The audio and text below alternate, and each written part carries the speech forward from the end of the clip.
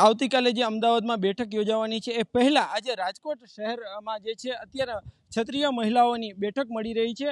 આ બેઠકમાં જે છે અનેક મુદ્દે ચર્ચા કરવામાં આવશે। ખાસ કરીને એક જે છે અત્યારે મહિલાઓ દ્વારા બોયકટ પરસોત્તમ રૂપાલા એક એવું કેમ્પેન પણ ચલાવવામાં આવી રહ્યું છે।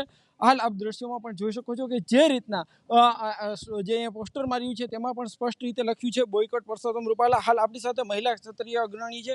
બેન, શું કહેશો, આજે બેઠક છે, બેઠકમાં કયા મુદ્દે ચર્ચા? જી, જય માતાજી। હું ભાર્ગવી ગોહિલ અત્યારે રાજકોટ ખાતે અને હવે પછી પણ રાજકોટ ખાતે એક પછી એક પ્રોગ્રામ યોજાશે અને અમારી માત્ર ને માત્ર એક જ પ્રકારની માંગણી છે। અમે અહીંયા ખાસ આપના માધ્યમ થકી કહેવા માંગીએ છીએ કે અમારે કોઈ પણ પક્ષ કે કોઈ પણ સમાજ સાથે બિલકુલ વિરોધ નથી, માત્ર એક જ માંગણી છે।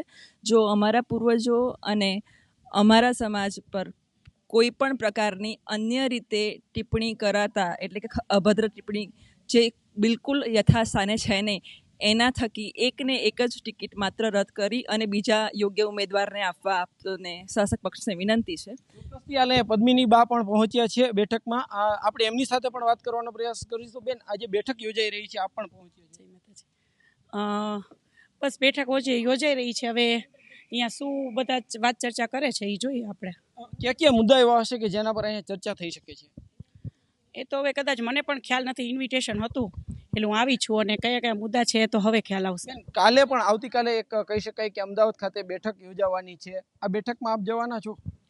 હા, હું પણ જવાની છું અને જી, અને અમારું ડિસિઝન તો એ જ રહેશે। બેઠક થવાની છે, ત્યાં જોઈએ છે શું થાય છે। ખાસ કરીને આજે CR પાટીલ છે, એમના દ્વારા કહેવામાં આવ્યું છે કે ઉમેદવાર બદલવામાં નહીં આવે, તો હવે તમારું આંદોલન કઈ રીતે? અમારું આંદોલન CR પાટીલ સાહેબનું તો અમે ખૂબ માન રાખીએ છીએ, રાખતા રહેશું અને બીજેપી પાર્ટીનું પણ ખૂબ માન રાખીએ છીએ, રાખતા રહેશું જ।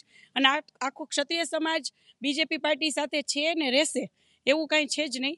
પણ હવે જો કદાચ ત્યાં ડિસિઝન કેવું આવે છે ને કદાચ અમારા વિરોધ પક્ષમાં આવશે તો અમારા આંદોલન ચાલુ રહેશે।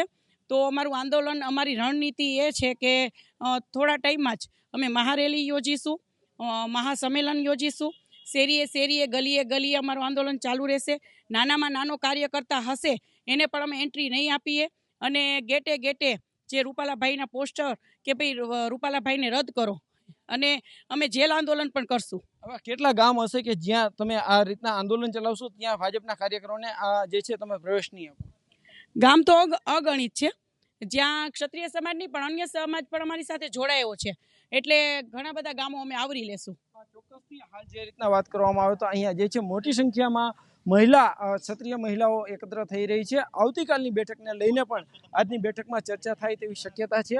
હાલ જે રીતના અહીંયા પીટી જાડેજા છે ક્ષત્રિય સમાજના અગ્રણી, આપણે એમની સાથે પણ વાત કરવાનો પ્રયાસ કરીશું। બધા ફોન આવે છે, એટલી બધી વાત આવે છે, મેં એને વચન આપ્યું છે કે ક્ષત્રિય તરીકે હું સામાજિક માણસ છું, બોલીને ફરીશ નહીં અને તમારી જે વાચા છે, તમારી જે હૈયાવરાળ છે અને તમારી જે ટિપ્પણી વિશે માગણી છે એ જ માગણીની વાત કરવામાં આવશે અને એ જ વાત ઉપર અડગ રહેવામાં આવશે।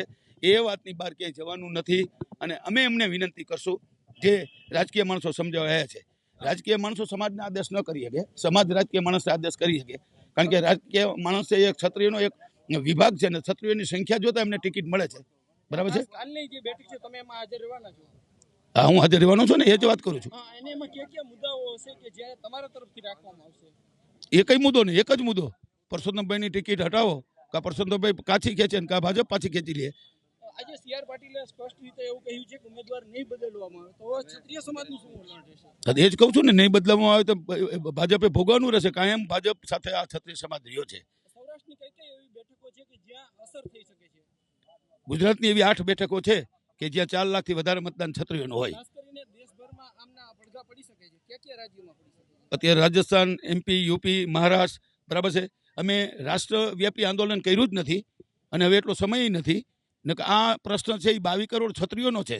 આ ટિપ્પણી કરી છે કે રાજકોટ જિલ્લાની મત વિસ્તારમાં નથી કરી, ક્ષત્રિયોની ટિપ્પણી કરી છે। ક્ષત્રિયો બહારના જે નેતાઓ હોય, આપણે ક્ષત્રિય સમાજના આગેવાનો હોય છે, તેમની સાથે કઈ વાત થઈ છે તમારે?